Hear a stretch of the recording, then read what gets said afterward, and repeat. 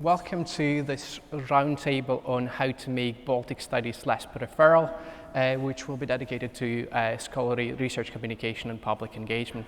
As you can see on a slide, there were a few changes to the roundtable as not everyone could make it to Cambridge this time round. My name is Dmitrijs Andrejevs. I'm an honorary research fellow at the University of Manchester and one of the conveners of the study group on the Baltic states under the auspices of British Association for Slavonic and Eastern European Studies. And I will assume the responsibilities of a chair today, and Paris joins the roundtable and will speak about the group's experiences with peripheral histories. The roundtable will follow the order as it is outlined in the program and will consist following brief introductions of reflections on various mediums of research communication and public engagement in and with Baltic studies. But before we move into the roundtable, if you allow me a moment, I'll just speak briefly about the study group. So as some of you know, so the group is an informal and interdisciplinary forum and is open to anyone with a research interest in the present-day territories of the Baltic states. And the purpose of the group essentially is to provide space for discussion, collaborations, and we try to achieve that through organizing workshops and conferences. So far we organized one workshop, one virtual conference, and we try to organize various panels at association conferences. And just briefly for the diaries, we have a few things coming up. So one of them is a panel at the World Congress in London later this summer, so kind of reflecting on our approach to Baltic States region and questioning modern paradigm through early modern perspective. And we can announce that the second early career workshop will be hosted in Glasgow late October 2025, and we'll confirm the details shortly. If you're interested in a study group, the best place to find out more about the group is the website of BASIS under the study groups, and we try to keep it updated with all the relevant details. So yeah, just a short side note on the study group. And then back to the roundtable. So if I could ask our roundtable participants to briefly introduce themselves and just to speak about the research and how does that link to making Baltic studies more accessible to wider publics. If that's okay. Yeah. So as in a row, I'm the first one. I hope I can be heard. Yeah, my name is Ieva Astahovska. I'm from Riga, Latvia, and I'm working at the Latvian Center for Contemporary Arts as a curator and researcher.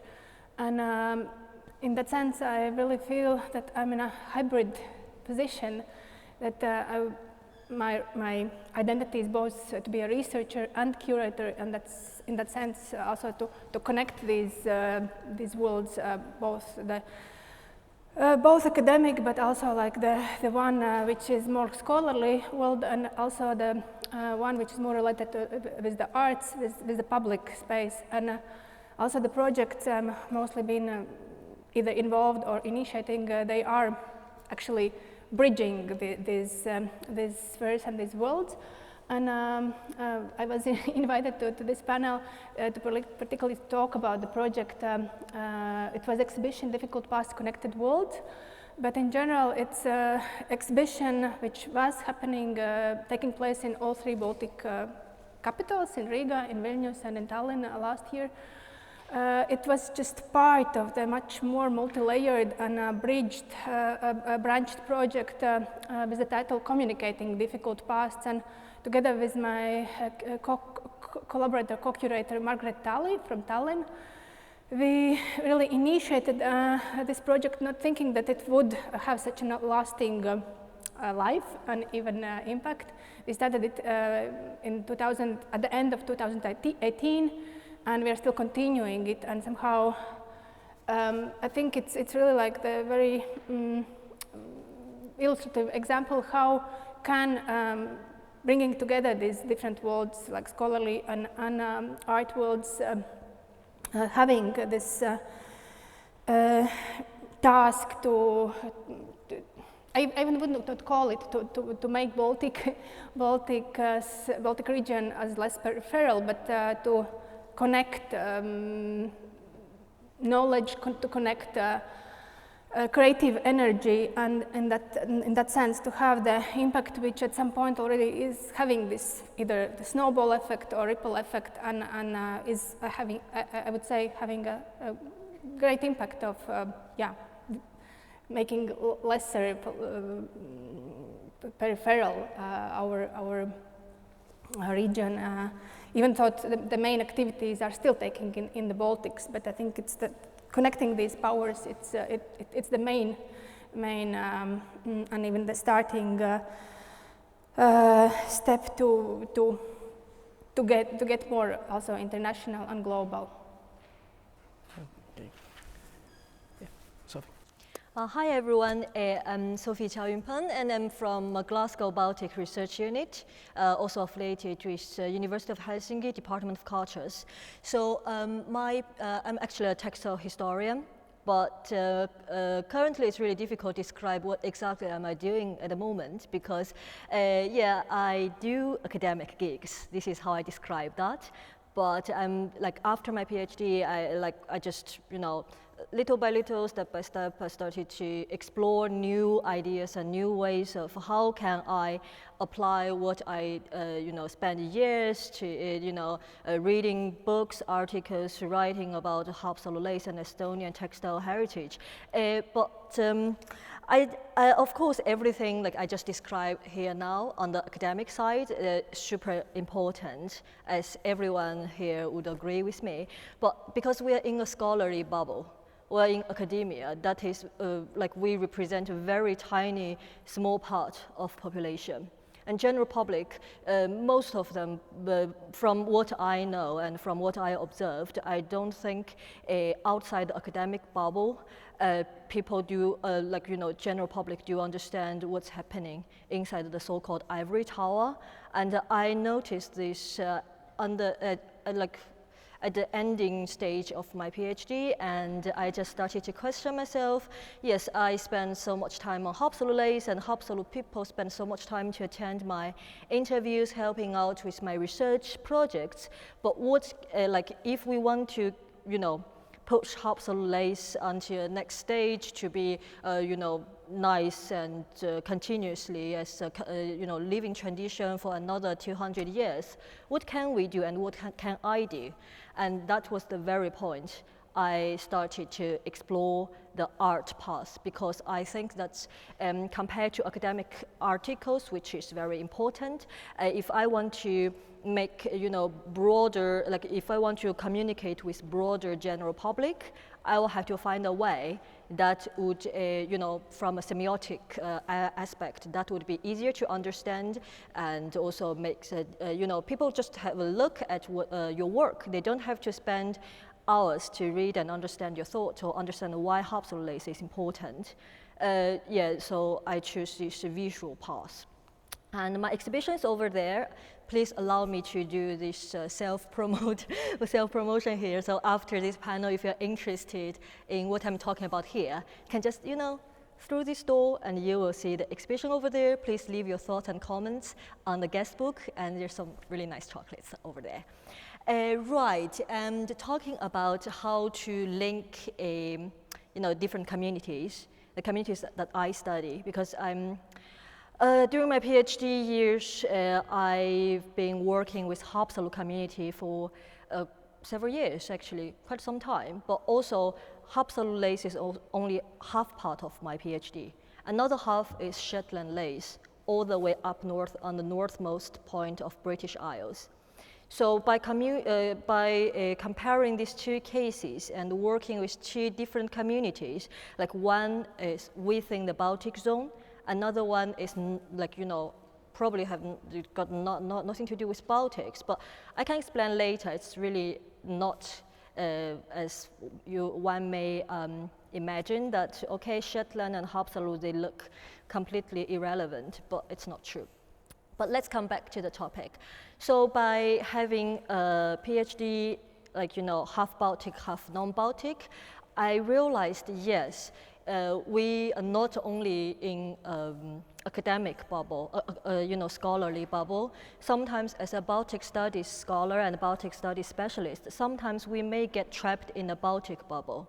Like we do, you know, we do communicate our thoughts about what's happening in Baltic states. And most of us, the majority of Baltic scholars are from a Baltic background, which unfortunately, well, maybe fortunately or unfortunately, I'm of the minority here, so I could see things like from a different aspect. Yes, like as I said, Baltic zone is important, but also it's quite a small zone. And if we want to, you know, expand our impact, we want more people get to know and get to care about Baltic states. We cannot wait the people from outside our bubble to come to us, say, hi, we want to learn more about Baltic states. We need to proactively, we need to, you know, just spread the word and how to communicate outside the Baltic zone and how to communicate, you know, effectively outside the academic bubble is what I found quite interesting at this point as an early career researcher. And I can share my preliminary results here. So on the Sophie, can you keep that thought? Okay, I would like to finish all the introductions and then we can return to this, sorry, if that's okay. Yeah, of course. Yeah. Sorry, I jumped right onto the second point. I will come back soon. Yeah. See, it's different zones. Just hold on to that thought. Yeah. Sorry. Yeah. So I just want to finish the introductions and then we can return to those reflections on your experiences, if that's okay. So, Kaarel. Hello, I'm Kaarel Piirimäe. I am associate professor of contemporary history at the University of Tartu. And here probably I represent the AABS board. And as Sophia was speaking, AABS was happy to support Sophie's lace exhibition. And this is one of the great examples that AABS is able to do, to support scholarship, especially young talented people who are the future of Baltic studies. And as I am the board member responsible for these grants and scholarships, I get to read all the applications that we get, and I can say that there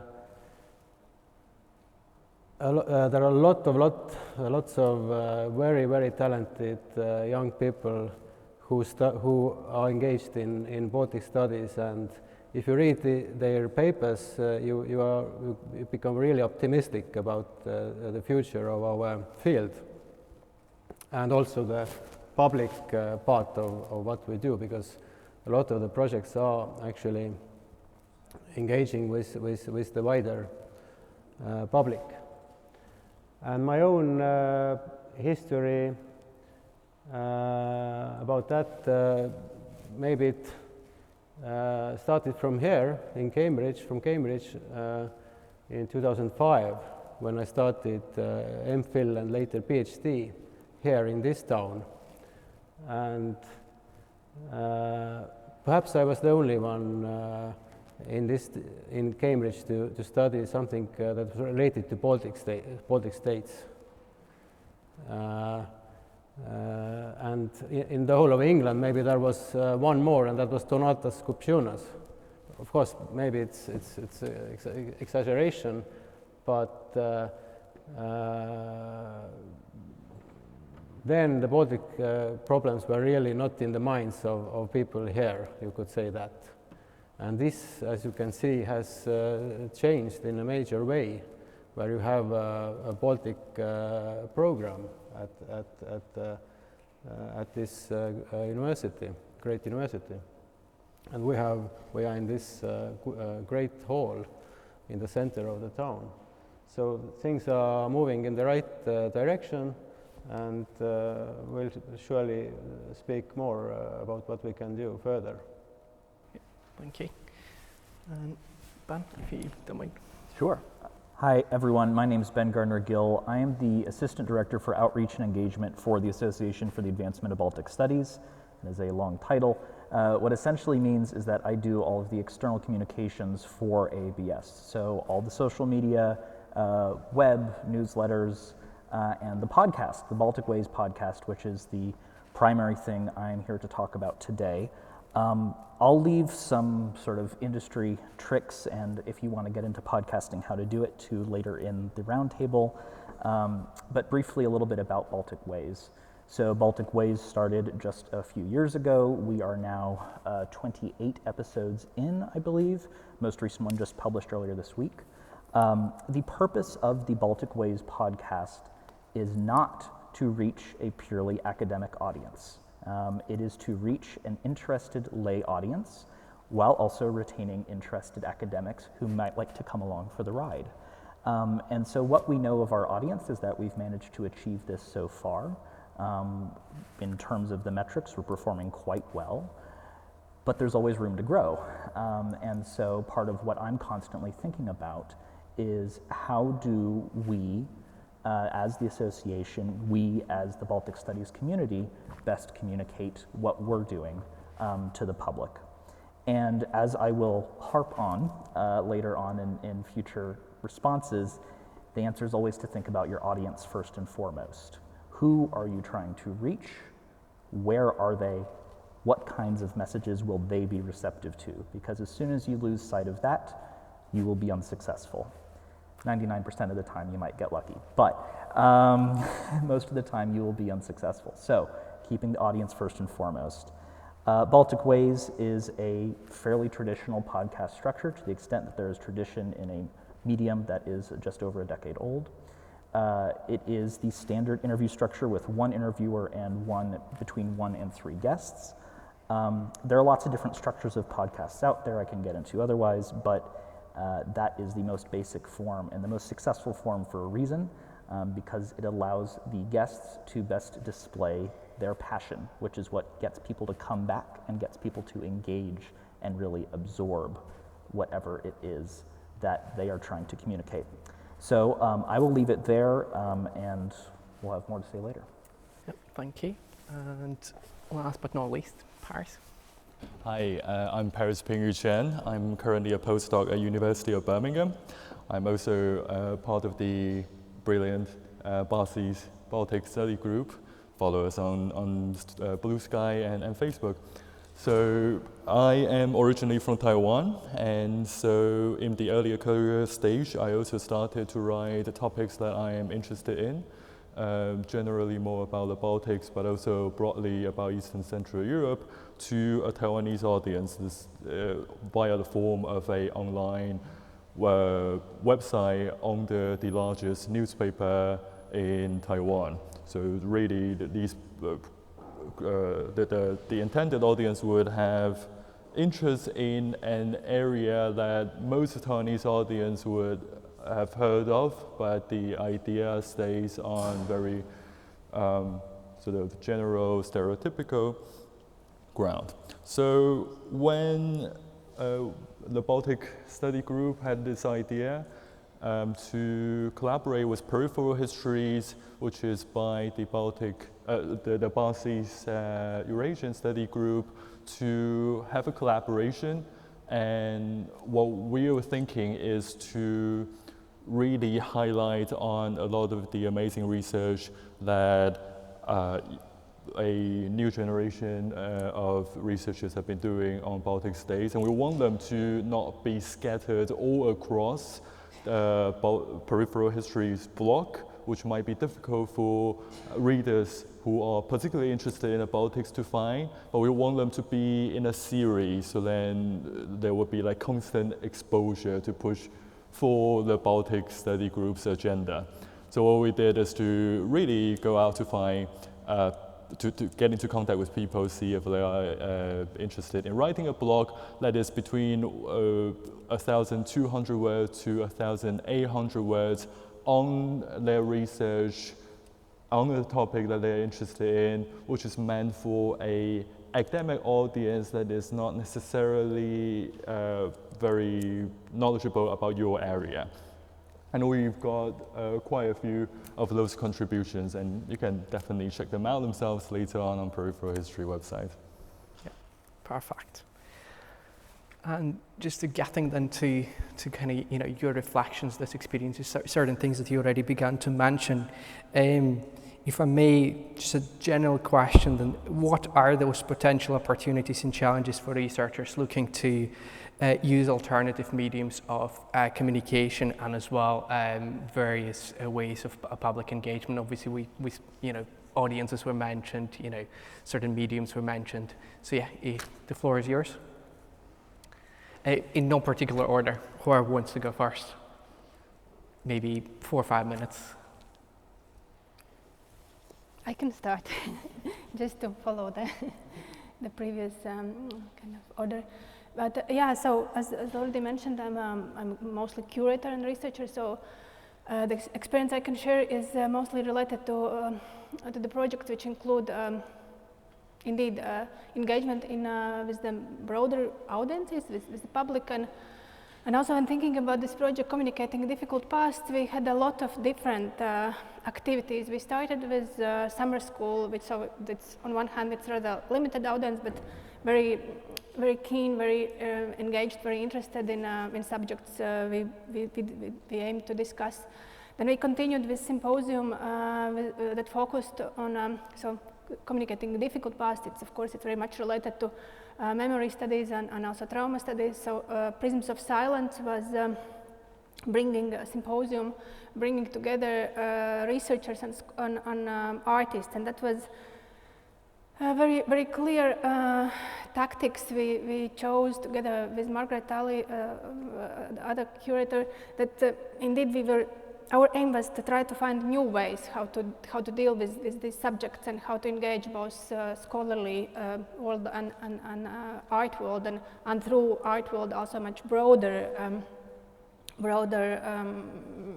space and minds.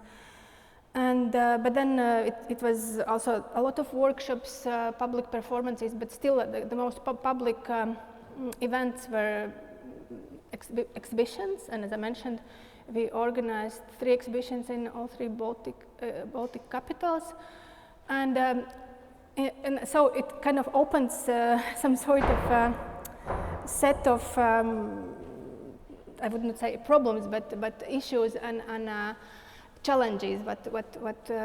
How you formulated it, namely, on one hand, art is really the very, I think, super powerful agent to communicate different difficult issues also outside, as you say, ivory tower.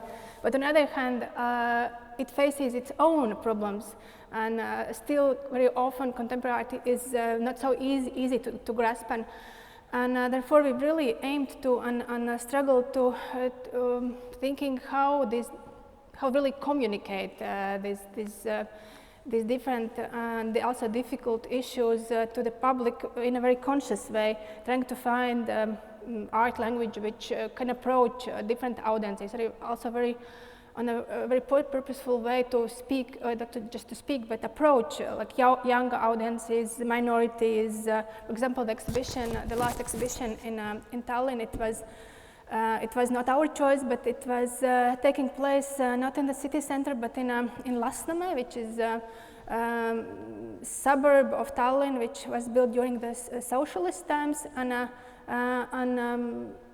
the society or the people who live there, they are not usually going to the exhibitions. Also, in terms of minority context, it's mostly Russian speakers, populated by Russian speakers, and that was really a challenge, and we took this challenge very seriously, how to approach these local audiences, not just to make an abstract exhibition which would talk about subjects which are somehow important for some particular art context. And so it's constant awareness and thinking how to really be more approachable. Also, like I think the art world itself is now facing these different changes. How, for example, to involve simple language, to involve different also approaches how to accessibility in general, but also it has many other aspects, and in that sense, it's kind of also to work on a different levels at the same time, almost like DJing with how to connect these sometimes very complicated themes in a way which is approachable and understandable, but also how to open art world and art language more accessible to broader audiences, and trying not to think about audience as something very general, but quite particular. So that was, and I think it's a great, how to say, also way of learning how we can make these subjects more approachable. Yeah. No, it's great. Yeah, it's the challenges of the medium, the challenges of, you know, if you publish an article, it's one way. If you have to find a venue, opens completely different challenges, doesn't it? And as well, the audiences, depending on where you are, opens, or, you know, opens your communication to different audiences as well, doesn't it? And also how to react on a particular situation. So it's just very shortly that these exhibitions in Riga, Vilnius, and Tallinn, it was like happening in Riga, it was at the end of the 2020. So the pandemic started, and we with the exhibitions kind of context, we actually. Also, pandemic became part of the not just difficult past, but difficult present. And in Vilnius exhibition, it was the beginning of the Russia's war in Ukraine, and the context became completely different. And when the exhibition took place in Tallinn, the war in Gaza was actually also changing the kind of the emphasis and of the exhibition. So it was much more about empathy and solidarity, and so. Content was pretty similar, but these accents were really different because of the social and political situation which we face outside the art exhibition. Makes sense. Yeah. I mean, I think I already finished that part accidentally during the time when it was supposed to be my self-introduction, but you see I have more important things to worry about. But I'm going to put, you know, more 2 cents here. I've got many 2 cents. Yes, communication and also your audience, like just you mentioned, and also like communication, also place, for example, if you want to have an exhibition, you know, communicating with audience in Latvian, which is a particular area in Tallinn. It has its own very, you know, special socio-economic context and so on. It won't be the same if I want to, you know, just set up exhibition in, say, Haapsalu. I just did it in March.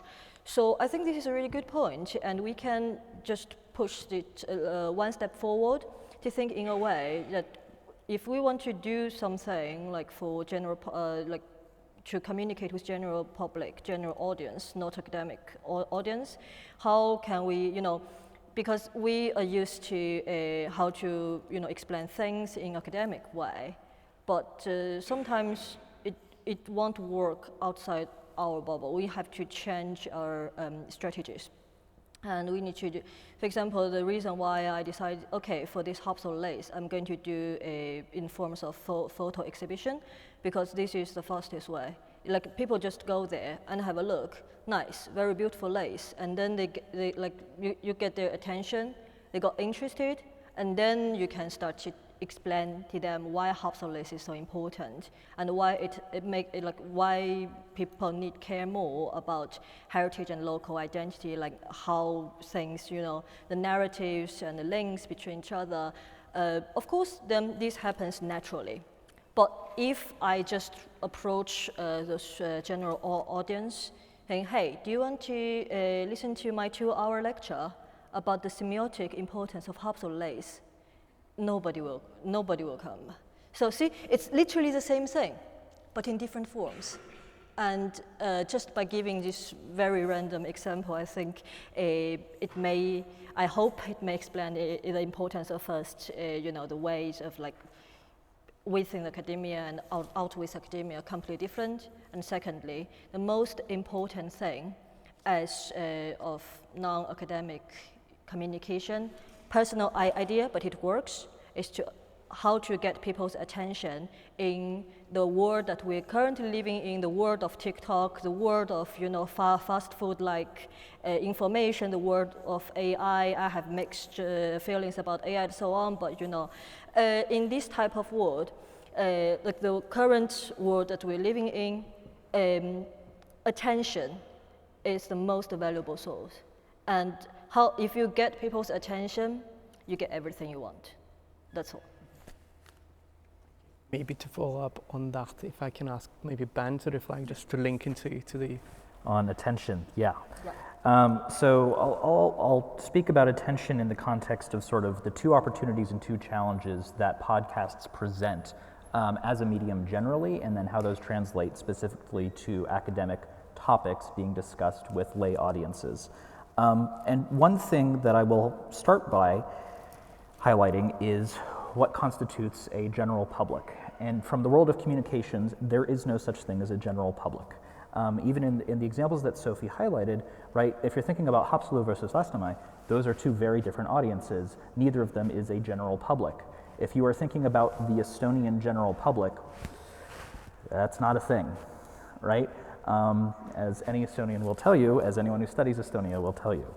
And that's true across the board. You can go down with fractals and you can say, well, if in Lasnamäe, then there's going to be several different audiences. Yes, at some point you have to stop yourself, and I know that may be difficult because you want to keep asking questions instead of writing the paper. Anyway, the two opportunities otherwise then are the breadth of the audience. Podcasts allow, if you can find the way in, and I'm foreshadowing the challenge here, a really easy way to get a new, fairly small, wrapped audience. Because the thing that podcasts offer that no other medium offers is that you can hear the passion in someone's voice, and the human voice is the best way for people to connect with each other, generally speaking. That's why you can have a podcast that goes for 30 minutes in the age of TikTok and people will listen to it. Now, are they also going to be doing other things while they're doing it? Are they going to be cooking or driving or whatever? Yes, that's how I listen to podcasts. That's how most people listen to podcasts. But that doesn't mean they're not absorbing things. So you have this opportunity of getting access to a really distinct and potentially capturable audience. You also have the opportunity to display your passion. However, those are the challenges that come with that. If you are passionately speaking about something and you're moving really fast and someone is driving or doing their laundry or cooking in the background, they're not going to understand. They're not going to absorb what you have to say. So you have to keep things comprehensible at the same time that you are demonstrating that passion. And that balance is really hard to strike, especially when we are not used to doing that with audiences that do not have the background in the subjects that we are talking about. So if I were to get on a podcast right now as a guest rather than a host and talk about one of my niche interests, right, I can't presume, unless I am on a podcast that is about the development of the Purple Line in the Maryland suburbs of Washington, D.C., that people are going to know anything about that subject, right? So that's somewhere where the academic, and this is the biggest challenge of them all, has to do more work than the host in getting to that point of the audience. A good host will help pull the academic there and bring them in and say, hey, here's what my audience responds to well, here's what they like, here's what you might be able to do. But you as the academic are going to have to do most of that work. And that is a big hurdle to overcome. There's no way around it. The rewards, though, can be quite plentiful and beneficial. So I think that those are sort of the paradigms I would set up. Yeah, perfect. And if I could maybe ask first Paris to follow up on that, kind of, how do you reach academic audiences outside the Baltic bubble, maybe through collaborations, as you mentioned, with the Eurasian Studies Group, and maybe if you can kind of circle back to the AABS, kind of what kind of general lessons based on kind of Baumann's grant experience in terms of like what are those kind of key things that tends to be successful for applicants. Yeah, that's. Oh, I start first? Yeah, so to follow up on that, right, we talk about podcasts. But then with blog, it's something similar as well. This is quite a short format that you need to somehow manage to grab the attention of your, even though like, you know, even though it's an academic audience that is used to reading papers, it's an extra thing for them to read. So how do you, as editors, we are really looking at how you can communicate the broader context already in the first 2 paragraphs, but also those 2 have to be somehow like eye-catching, and that's really, really hard to get, because sometimes we are also feeling that we are, as editors, we are giving the contributors almost an impossible task. We're asking them, well, you need really to explain a little bit more context, but at the same time, if you explain too much, people really just lose their attention. So I think one of the Peripheral Histories editor, Catherine, she has this really good advice of really just go through one of the chapter of whatever you are writing now, looking at a specific example, a really interesting, eye-catching visuals or story, and then start from there. You're thinking, how do you make it almost as if you are talking to a person in a social event to make them interested in what you are talking about. And that's how you can sort of go back to make that blog fit into the very narrow word limit of a blog, but still at the same time maintain that academic, intellectual rigor that this sort of academic blog is asking you to do. Well, when AABS was established in 67 or 8, please you can correct me, the idea was to make Baltic studies a legitimate field of study, right, beside like Slavic studies. And but they achieved in that, you know, it is a legitimate study now. But is it enough? Have we done enough over these 60 years? And I think it's not enough. We haven't. We have succeeded in having this legitimate field of study, the Baltic studies, but it's still peripheral. It's peripheral field of studies, and well, all these thoughts about podcasts and blogs, that's great. But is it going to make us like mainstream, put into mainstream media, like the Frankfurter Allgemeine or New York Times? I think this is the problem. We haven't yet made it to the mainstream media. None of our Baltic scholars have made it really big, like become a big, really big scholar, like Timothy Snyder or Sergei Blochy or Ladislav Zubak. I'm mentioning the historians whom I know, but we haven't yet reached that stage. And I believe that we at AABS are trying to change it so that there will be a scholar who becomes the really big star and writes in New York Times and makes the Baltic studies a mainstream field, not the peripheral field.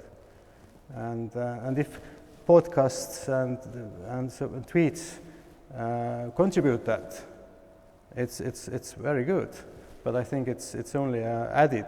It's added thing. Not the main focus.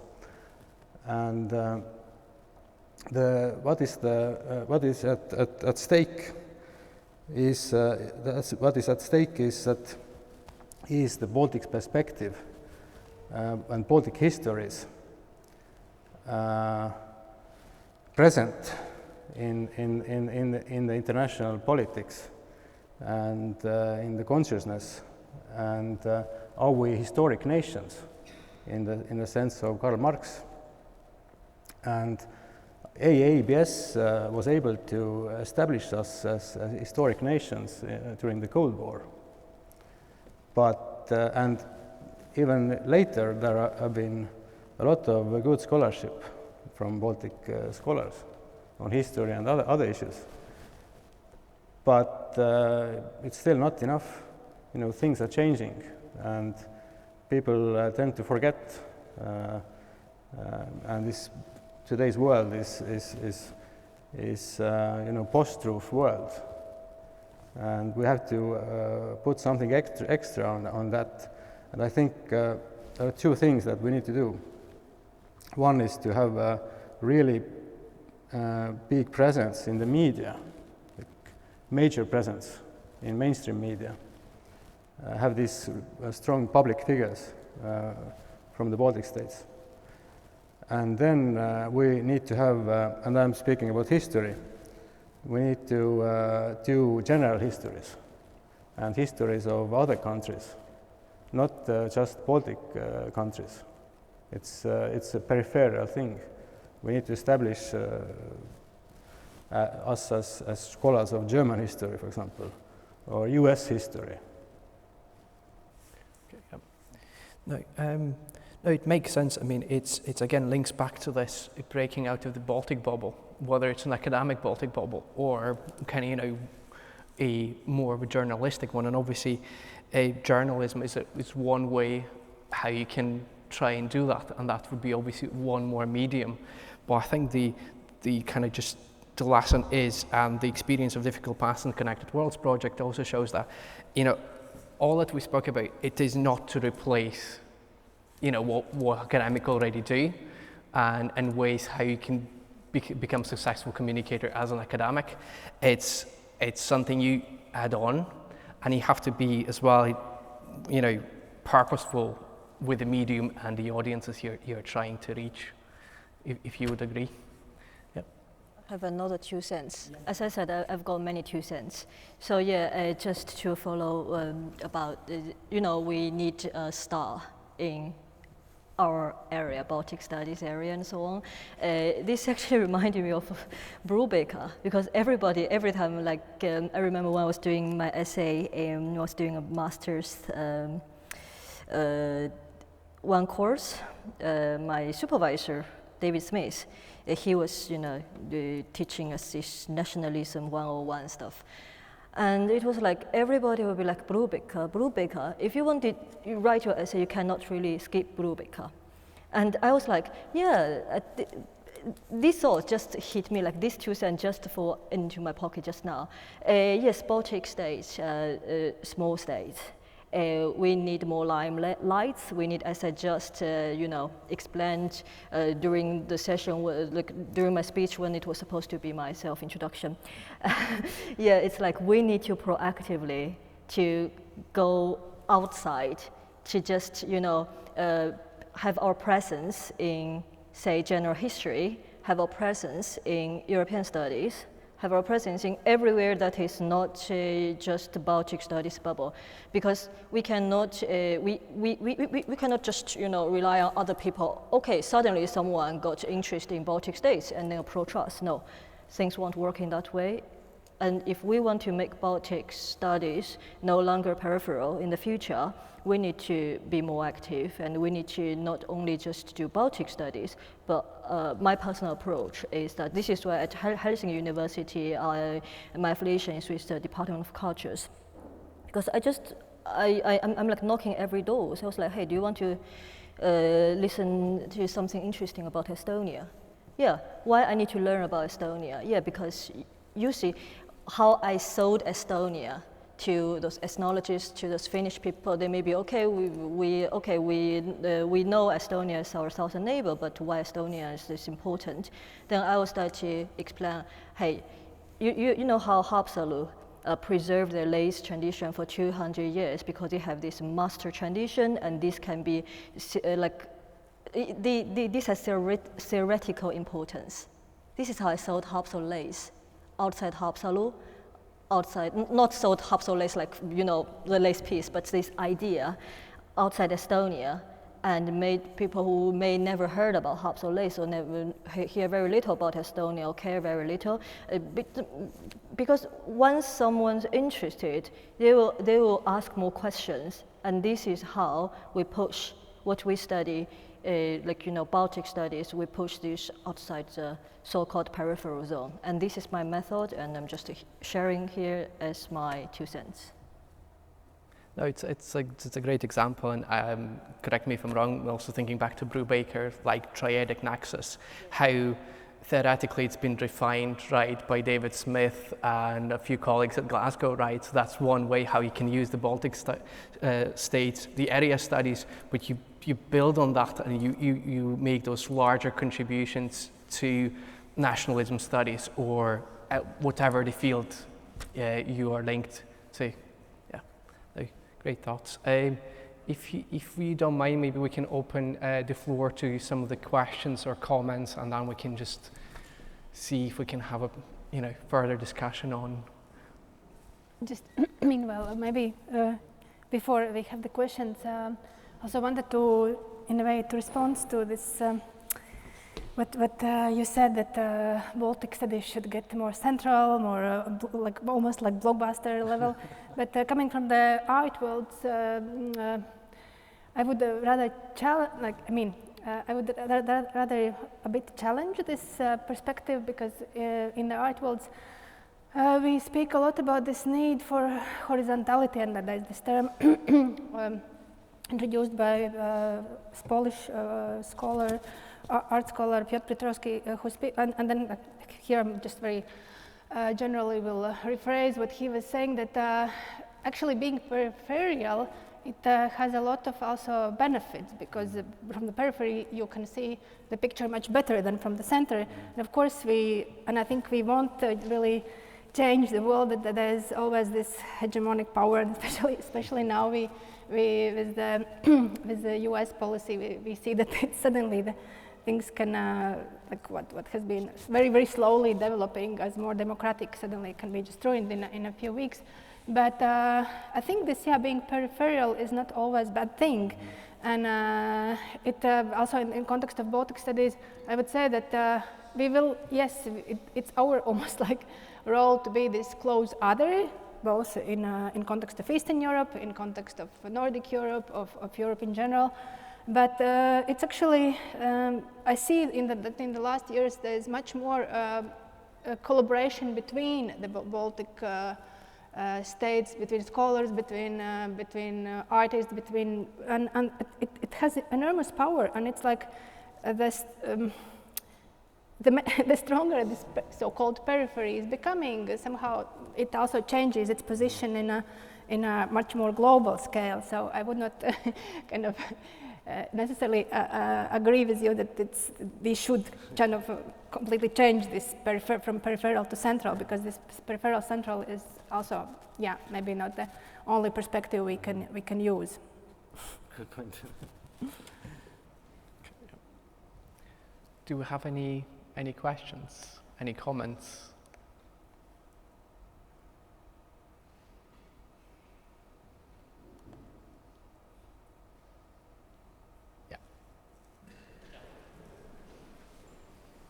Yeah, thank you very much to all presenters. Before Ieva was mentioning the collaboration between Baltic states, scholars, etc. But do you think that also each Baltic government should have somehow a role with this spreading of Baltic languages? What I mean is, in Italy, I'm so sorry, we still confuse Lithuania with Latvia. I'm so sorry. Lithuania, Lettonia, for some people it's still the same country. Yeah, but still in Italy there is some small effort. I know now a colleague that in Bologna University is trying to, not opening totally, but somehow to made some small courses of Estonian languages. In Pisa University, which is the only Baltic Studies center in Italy, Lithuanian language is somehow surviving, but we don't know what will happen after, when the person who is chairing the Baltic studies, how to say, not faculty, but just the study, will go to pension. So we don't know which will be the future after. So my question is, we are all, there is a big collaboration. I know, I want to say thank you to all of you. I know quite well Kaarel, Paris also, that is doing a great job with the Baltic section of Peripheral Histories, but okay, we are okay, but there should be also a role of the Baltic states government in order to spread more Baltic studies also in Western country, in Spain, for example, in France. I'm not talking about Germany, but still. So, like, what to do? I don't know. Do we have any? Yeah, if we maybe can take one more or two and then open the floor.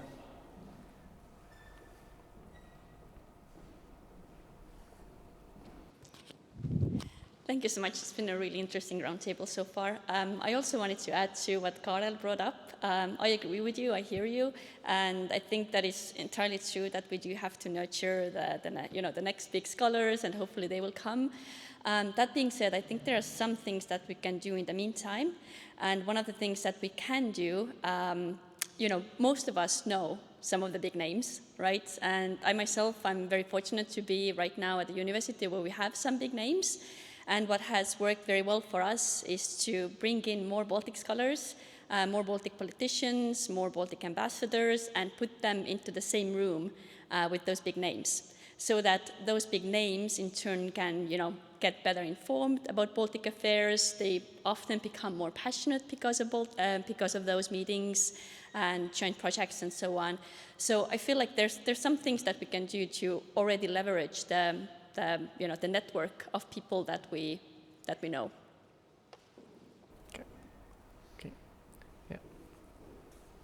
I think that links quite nicely in terms of what we spoke about. It's not to substitute what is already being done, and obviously the Baltic program here at Cambridge has been mentioned, and I think that's something that they are trying to do, is essentially bringing people together, keep speaking about the Baltic states, keeping it in a conversation. Any? I have a follow-up comment on that. Okay, then if we can I have a follow-up comment on yeah, that. Yeah. So I think, just to sort of advance this one way, thinking not just about a big-time public intellectual in the vein of Tim Snyder or many who have come before him, but to go back to what the roundtable on this stage this morning was talking about.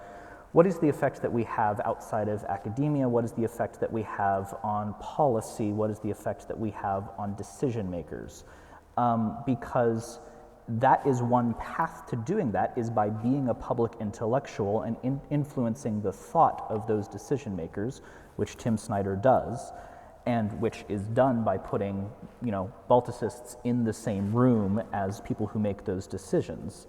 But there are other concrete ways, I think, that we can get to those halls of power, proverbial, sometimes literal.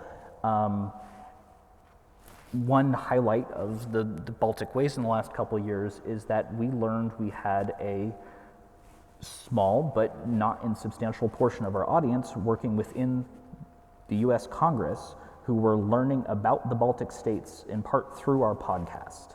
Like, this was part of their massive remit. They were working on a bunch of different stuff. They don't have time to read everything. Okay, I'm gonna get 25 minutes of Baltic studies every month just based off of listening to this podcast, and I wouldn't be able to get this somewhere else, right? That's an example of we genuinely had an impact on some aspect of US policy just by, okay, we have found that section of this audience here. And that links back to something I said earlier, which is, with podcasts, you can get access to those very niche audiences, and niche in a lay way, which is hard, but is also really good to find, not niche in an academic way, that can really provide that benefit. And that's not something you get with a big New York Times op-ed, right? That raises the general profile of the field, which is valuable in a different way, but there are multiple ways to success, is what I would say there. Okay. Would it kind of almost like raise it, does kind of, you know, what we speak about raises tension of raising awareness versus raising understanding? And, or do we have to start with one and then follow up with another, or can I, what are your thoughts on? So I would further confuse it. Raising awareness, raising understanding, raising action, right? The example that I will use in comparison is the constant breast cancer awareness marches, at least that we get in the United States. Everyone is aware of breast cancer. It is very bad. There are constant breast cancer awareness marches because awareness can slip away, right? Now, not comparing Baltic studies to breast cancer because that would be a bad idea. But we're not on the same level. Many more people are aware of breast cancer than they are of Baltic studies. So yes, awareness, yes, understanding. I think awareness comes before understanding to some extent. But change can come very shortly thereafter, right? You don't have to wait a huge amount of time is what I would say. I want to bring the conversation back a little bit to, from the perspective of early career scholars. And one of the focus really for Peripheral Histories blog and our Baltic Studies group is to help, in a very exaggerated way, we are seeking to make early career scholars into the next generation of big names. And blogs can be one of the ways you practice to how to advertise your research. And there are a lot of ways that can be done. One of the things that doesn't get enough attention is the visuals, the photos that people, when they look at blogs, they really pay attention to. Now, it might be a thought to get into touch more broadly with different local museums or like heritage organizations to find the photos. Now, that's not exactly on the topic of the blog that you're writing, but it will serve as a very good illustration of that theme you're getting at, because some of the photos you have in mind that's super directly related to your research. Again, it's not exactly what will get people's attention, and that if you think about that attention getting logic is the same in blog when you're using social media and other things. So these are some of the things that really can help early career scholars to get to the next stage. And I would definitely encourage you to talk to some of our amazing contributors here in the audience, like Man over here and Rosario. You know, wow, you guys are actually much more qualified than me to speak about these things. How do you make that blog things work for you, and what are you trying to achieve at the same time making yourself more known and also making Baltic studies more less peripheral? I recommend going back to traditional media. The blogs and podcasts, all fine, but if you want to be a really good public speaker, for example, try the radio. Go to the national radios, which have, I would say, a much larger audience than the podcasts or blogs, and speak at the radio. Or try the national television. That has an even larger audience, I would say. And so don't just consider these alternative medias or social medias, but also the traditional ones. Or what do you think, Ben? You're the expert. But I wanted to answer to Rosario that these language programs, it's a very, very valid question, of course. And Estonia has done it a lot, this traditional cultural diplomacy and so on, but it's always problem of money. But I know more about now the government's program of supporting research in history, historical research, understanding that these are the narratives that matter, the narratives that we tell about our region. They can influence policy. So we should try to assure that these narratives are the way they are now, pretty much, and not that they are not going to be rewritten in the interest of let's say, the MAGA people or Russia.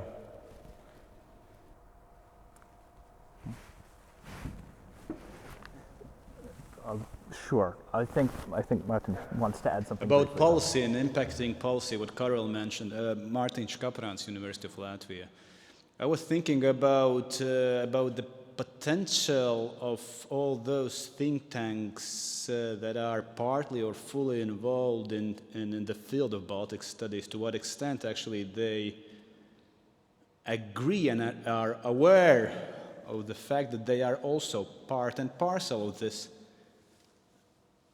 field, what we call Baltic studies, and how we could actually, I mean, sometimes I see the gap between scholarly actors involved in the Baltic studies and all those NGO-like think tanks that, you know, provide timely policy-relevant recommendations that are sometimes overlooked by many, and then they somehow live in their own niche, although they are part and parcel, as I said, of the Baltic studies.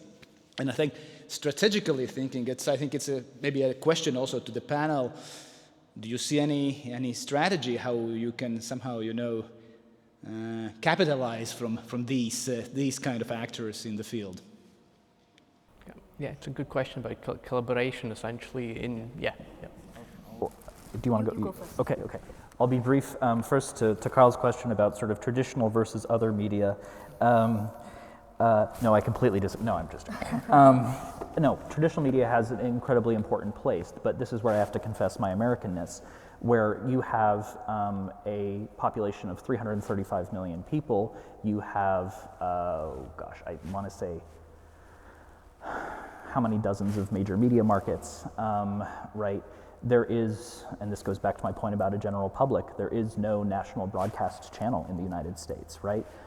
Mainstream media is not trusted by a large portion of the population. National public radio is seen as a disinformation channel by a large portion of our population. So there is no way to do that. That said, if you're going to try to place op-eds and you want to place them on different parts of the spectrum, well, as soon as you pick one side of the spectrum, you may lock yourself in there. As soon as you publish 2 New York Times op-eds, you're not going to get one into Fox News. So at what point do we have to think about that if we're going that route? So that's rather morose, but to Martin's question, yes, I think these think tanks, of which there are very, very, very many in Washington, D.C., Brookings, Carnegie, so on and so forth. Yes, they focus a lot on timely policy advice, and sometimes that policy advice is heeded and sometimes it is not. I think this goes back partially to Liisi's point, though, which is that if you can get well-informed academics in the same places as some of these policy advisors at a Brookings or a Carnegie who are more generalists. Some of them have very highly specific knowledge, but they operate more as generalists by nature of their jobs. That can help inform whatever decisions that they end up presenting, whether or not those are heeded. The point is, sometimes they will be, and at the very least, they typically at least give some information to the policymaker. So there's something there, and there's something to be said on that. Okay, I'm just going to add another 2 cents. So it's about collaboration, because this keyword just, you know, I had more things to share here about collaboration. My personal, you know, trick is that I always try to reach out to, collaborators, that has nothing to do with Baltic states or just general. Like for example, this exhibition, I collaborated with a Tibetan photographer who works who works for those fashion magazine. Her work appears on Vogue, on National Geographic, this type of things. So we did this in Haapsalu. And a small portion of the photos were selected by a British fashion lifestyle magazine called Glass, and we did the publication over there, and also online publication, and thousands of people read that.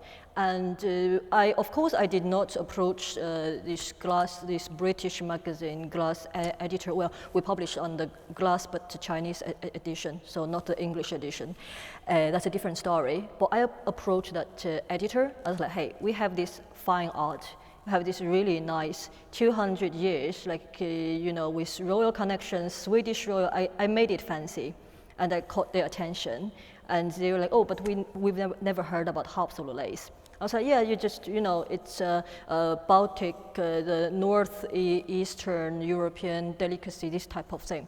And because in fashion world, I know they're always looking for novelty. They're not looking for Baltic states in particular, but I managed to sell this to them by branding this idea of Haapsalu in a way that we have this thing very nice, very finely made. Maybe their target audience, like who read this British lifestyle magazine, because this magazine goes to all those, what is the term called, high net worth people or something, and go to this 5-star hotel and very fancy places. And yeah, Haapsalu lace was in their November edition. And imagine if I just approach these fashion magazine editors, like I have this Estonian Baltic states Haapsalu lace. Let's face the fact that they probably never heard about Haapsalu, and you lost their attention immediately. So it's really like, see, it's the same thing, but by, it's just a slightly different narrative, and you could push your thoughts and ideas that is related to Baltic states onto a completely different stage and different zone, which in a way that you are making Baltic states more popular on international stage. This is my strategy just to share here. If you don't mind, just linking on that and some of the comments that were made, obviously about think tanks, using national media, etc. And obviously, speaking about working with artists and being this dual role of an artist, curator, and academic. So if I just can ask you to just last question. So how can those just a few kind of maybe just to wrap up, so kind of what are the key takeaways? So how can those collaborations between academic and non-academic communicators be more impactful, in terms of breaking out of that Baltic bubble? Yeah. We'll just go down.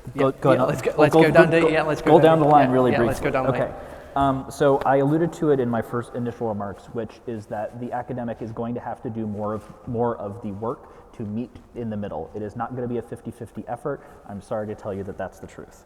But how can they be more beneficial? If you go in with an open mind, and I think Sophie has made a really good set of points here about you need to figure out how to market yourself and your work, because no one else is going to do that for you unless you pay them a lot of money. And it's going to be that way, and that's not easy. So I would just highlight one thing and pass it over to someone who has done this very successfully, which is find something that is unique, find something that is human, find something that is personal, find something that is novelty. Whatever it is, doesn't have to be the same thing every time. Start there. Because if you find something that is more universal, not to say that academic work isn't, but if you find something that is more universally appealing, you will have a better chance of success.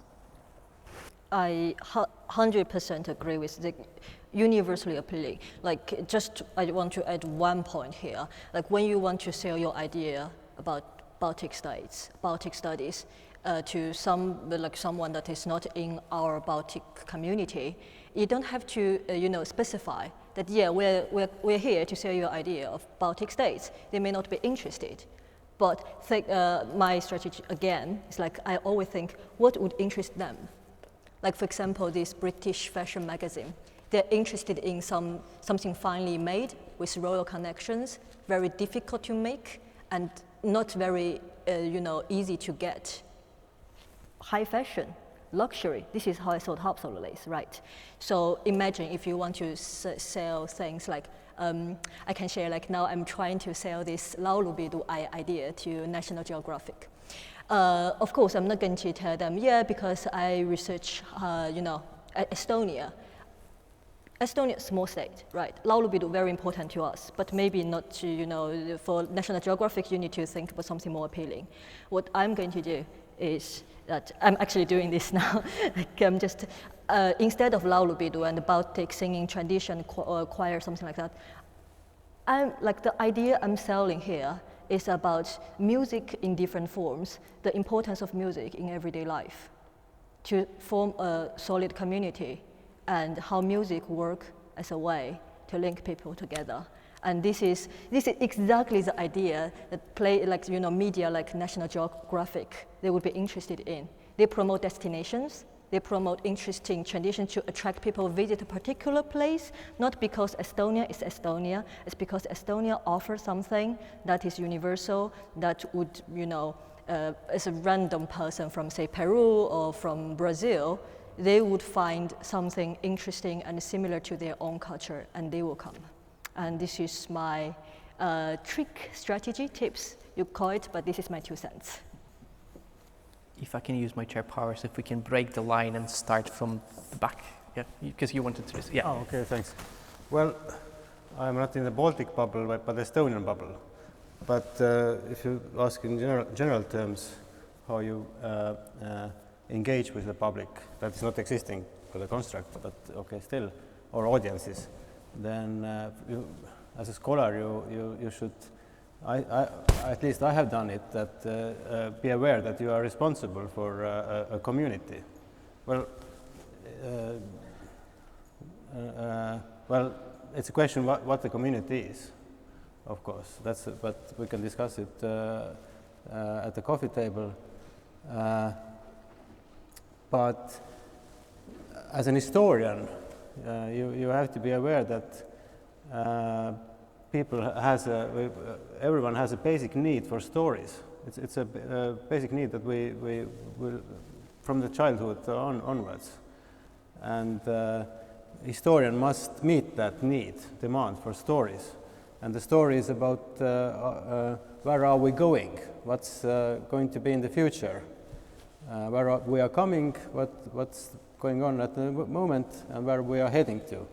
And because of that basic need, historians are every now and then called up in the media, whatever, to answer this question, where are we going?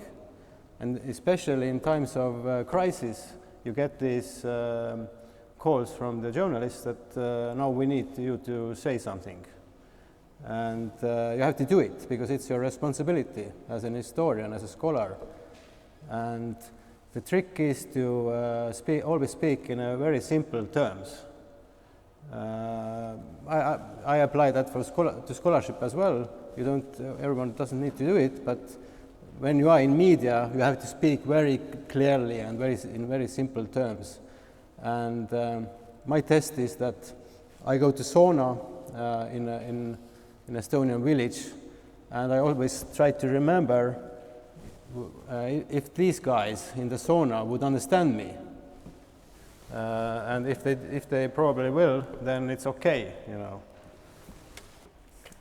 Okay. Ieva, if I can ask you just what are your those key takeaway lessons from this kind of, having this more impactful, essentially collaboration between academic and non-academic? Yeah, I think in a blog perspective, for it to be more impactful, again, as Ben said, a lot of the responsibility actually goes to the scholars and also early career scholars, because you can suggest a lot of different formats. For peripheral histories, we do not just do traditional blogs, we also do interviews with people. So if you think you are a really great communicator, you can make your things sound much more interesting in short sentences and in a very communicative form. We are happy to do that, right? And we also reach out to memory institutions and museums. It's at the same time for the museums to advertise themselves to scholars, but also for our readers to sometimes learn about really interesting things of, well, you can go to the Estonian National Archive to do escape room. And that will probably potentially bring them over there to look at some of the documents along with more fun activities. So if you think of different ways you can engage with blogs or even with the other kind of medium, really contact them, and most of the time they will be happy to do it. And in terms of like the obviously exhibition symposiums, kind of this layered approach, kind of what's maybe the key takeaways from your experience with the project? Yeah, somehow I little bit feel we are here in a kind of sort of to talk about very similar context, but still as my area of competence is still arts and also this connection between research, which is not always necessarily academic research, it's also maybe in a much broader scale. And but I really believe that, yeah, we spoke, you all spoke already a lot about collaborations, and indeed collaborations, I would believe, is the most essential way how to overcome the peripherity and all these problems we discussed. But indeed, this I would use the term creative synergies between, and then again, like scholars or researchers and or even like many other agents of our society and artists. I think it has enormous power in terms that somehow artists have the capacity to look on the same problems from somehow outside the box and also completely unexpected perspectives, and this has always been also part of my own experience, that we try to find to look for new ways and a new path, and especially and quite often the reaction is that for example, my recent projects have been dealing quite a lot about the climate crisis and ecology, and then for example the biggest compliment I got was that those scholars from the natural sciences, they're saying, but you're speaking about the same thing, but we didn't really thought in that way. And indeed it is about this creative synergies where different agents come together and suddenly create something new or from something what we can suddenly see from a different perspective, but which has both the simplicity, what you were mentioning, and perceptibility for different audiences, for the guys in sauna, but also the guys in academic conferences. And really this connection is, I think that's and in that sense also I would say that it's connecting, on one hand it's kind of connecting different agents, but also I believe that it has impact of connecting then these localities and transnational or global threads. And I think this example about the hapsalulase is also very interesting in the sense that it's this local specificity somehow is the eye-catching or the catching moment, but at the same time there's something that this Vogue magazine readers would relate also as somehow knowledge they would associate with, and really bringing this together, both local and global. I think it's extremely important as well, and it comes through these collaborations. Yeah, and it's really simple and straightforward. People like beautiful things, and if you present something beautifully, you will get people's attention. No, great. Thank you very much for your comments. It seems it all comes down to finding those relatable ways, those purposeful, targeted ways how you can deliver essentially. So about content, when we speak, especially outside academic audiences, right? How do you make the content that is anchored in a history, in a culture, in the art of the Baltic states, more accessible through those lenses that are, more universal. So, yeah. I'm aware we have 10 more minutes, so if you don't mind, I will try to go back to the audience in case there are any more comments, and then any final thoughts otherwise. Okay. Any, yeah.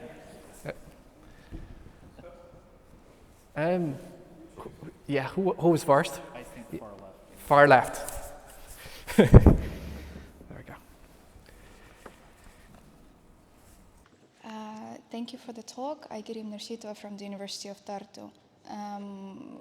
I listened to all of the speakers, and it kind of sounds like for the Baltics not to be periphery, it's kind of like be more visible in specific US contexts. So in that sense, I'm wondering of how about other, I guess, peripheries? In my research, I'm trying to connect Estonia or Baltic states and Central Asia, for instance. So, like, why is it that your outreach is only focused on the US? Why did you not consider, or have you maybe done some kind of outreach towards Asia? Central Asia, Far East Asia, doesn't matter, but not only American audience. Thank you. Yeah, thank you. Let's take maybe one more and then a quick response. So, anyone? Yeah, just at the front.